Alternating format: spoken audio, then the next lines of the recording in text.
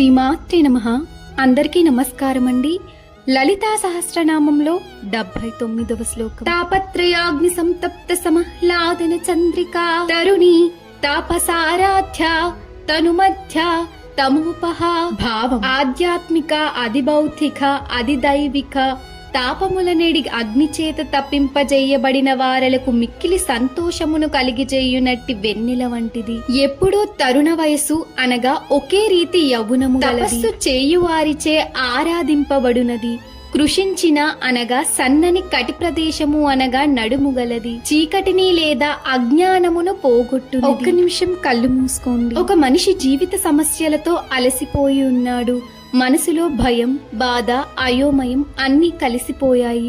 అప్పుడు చీకట రాత్రిలో మెల్లగా చంద్రకాంతి విరజిమ్మింది. ఆ చల్లని వెలుగు మధ్యలో అమ్మవారు కనిపించారు. ఆమె సన్నిధి అలసిన హృదయానికి శాంతిని ఇస్తుంది.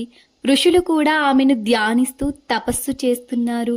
ఎందుకంటే ఆమె కేవలం వెలుగు కాదు, అజ్ఞాన చీకటిని తొలగించే జ్ఞానం. దైవం మన జీవితంలో చీకటిని తొలగించే చంద్రకాంతిలా ఉంటుంది.